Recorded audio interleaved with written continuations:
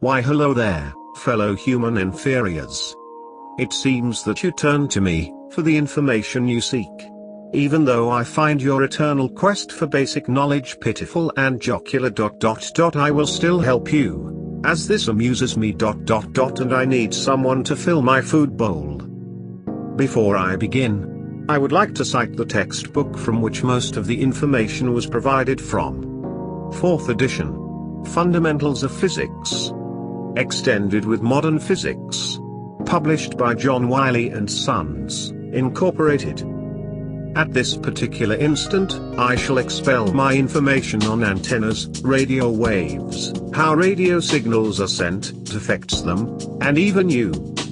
Today more than ever, radio frequency signals or RF, is used to transmit all types of information. Starting over 100 years ago, wireless transmissions were first broadcast carrying Morse code, that was followed by audio and then television broadcasts.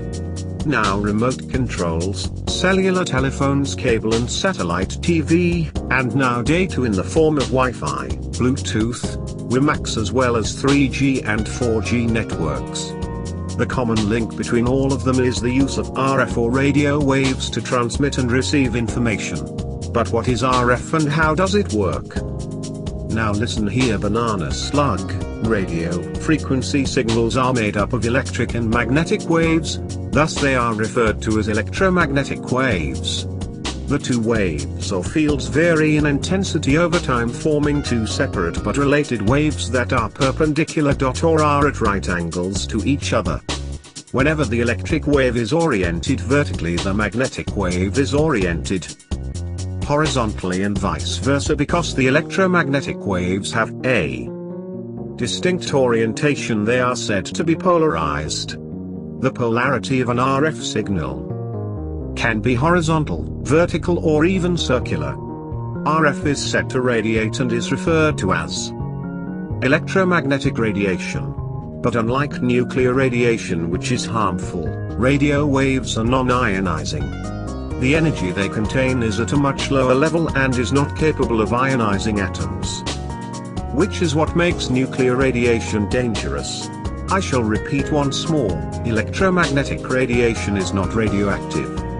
So while electromagnetic radiation will cook your food inside your microwave, it is not radioactive. Now to frequency and wavelength. How about we get this out of the way? How quickly the electric and magnetic fields vary in intensity or oscillate, determines their frequency. If a radio wave passes through a complete cycle, 100,000 times per second, then its frequency is said to be 100,000 Hz. Radio waves travel at the speed of light, and the distance traveled during one complete cycle determines the wavelength of the RF signal. Lower frequencies have longer wavelengths, while higher ones have shorter wavelengths. Due to the fact that RF travels at the speed of light or very close to it, the wavelength of a radio wave can be determined by dividing the speed of light by the frequency. As an example, our signal with a frequency of 870,000 Hz has a wavelength of 345 meters. The wavelength of our signal is very important, as the physical shape and size of components used affect the signal based on its wavelength. The scientific term for wavelength is lambda. If you evolved monkeys are still awake, I move on to wavelength and antennas. Antennas emit and or absorb radio waves. Based on their structure, they can shape and focus RF waves, providing gain or amplification to the signal. The antenna, its apertures or elements must match the wavelength, to officially pass the radio waves through it. The better the match, the higher the efficiency. There are many different designs for antennas. From a simple wire hung between two trees, to a broadcast antenna that weighs several tons and costs $250,000. Some are as tall as towers and others fit inside your cell phone. Their shape and size all depend on the wavelength used and the purpose of the antenna. Now, further on wavelength.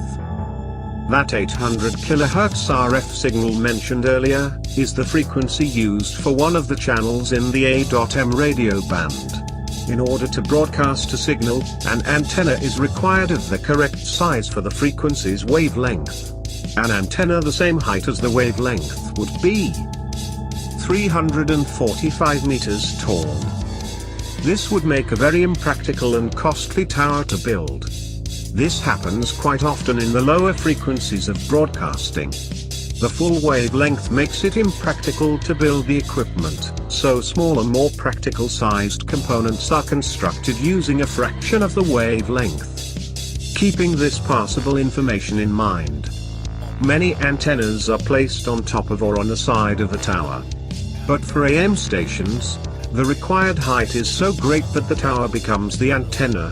Of course, higher frequencies have smaller wavelength and it becomes easier to make components for these frequencies. Antennas provide gain by the shape of their pattern.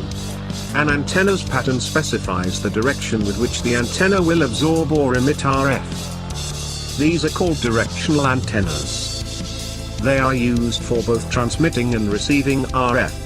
Transmitting from a directional antenna saves power and reduces interference by covering only the desired areas with the RF signal and reducing or eliminating the RF in undesired areas. When using directional antennas for receiving RF, they can block interfering signals and increase the amount of RF signal making it to your receiver. Time to turn to radio waves. Radio waves are thought in one of two different forms, either as waves or as particles. Which one depends on what scientific principle you're trying to prove. Radio waves propagating through air are best thought of in terms of waves. As we have been discussing here, RF can travel through many environments, such as air, the vacuum of space, walls. They just don't travel well through very dense materials such as concrete, water, dirt or metal. Within mind, different frequencies of radio waves behave differently as they travel through the air. Surface waves, also called ground waves, are in effect for AM broadcasting. This is where the radio waves follow the curvature of the Earth and are capable of traveling great distances. This only works with low-frequency radio waves up to about 3 MHz. Often you'll see AM towers at the water's edge, on a lake or bay. Though this may look weird, the reason is due to the moist ground and the nearby water make for a very conductive ground plane, which is important for AM broadcasting.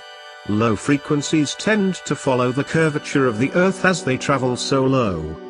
Resistance connection to the Earth is very important at the transmitter site. Then there's line of sight, where the RF waves travel in a straight line and the transmitting and receiving antennas must be able to see each other with no obstacles in the way. The limiting factor for line of sight is the curvature of the Earth's surface. The point at which the signal can no longer be received is called the radio horizon. The radio horizon can be extended somewhat by elevating either or both antennas. This is one reason antennas are positioned on top of hills and mountains. Atmospheric conditions affect the way in which the radio waves propagate through the air. Heavy rain can absorb certain high-frequency radio waves because their short-wave wings allow them to be absorbed by large rain droplets. Microwave links in the 23 GHz band can fade out totally during times of heavy rain. For example, foliage tends to absorb radio waves. In fact, an antenna that once received a perfectly good signal may experience a signal loss, as useless trees grow in front of it. Tall buildings tend to reflect radio waves, causing them to scatter in various directions, sometimes extending the range of the broadcast and sometimes interfering with it. You pesky humans always find a way to mess with yourself. Another important factor in the propagation of radio waves is path loss. As a signal moves further from its source, the intensity or signal strength is reduced. In fact, for every doubling of distance traveled, the signal strength is reduced to 1/4. In general, lower frequencies travel further than high frequencies. sometimes it's the desired RF signal itself that causes the interference. A transmitted signal can bounce off walls and buildings and reach the receive antenna from a different angle and at a different time, compared to the direct signal. This is called multipath interference. Because of the different paths the two signals take, they arrived at different times. Multipath is the cause of many reception problems. Finally, this has been an overview of radio waves, RF, and how they travel along with some of the obstacles they encounter on their way, from the transmit antenna to the receiving end.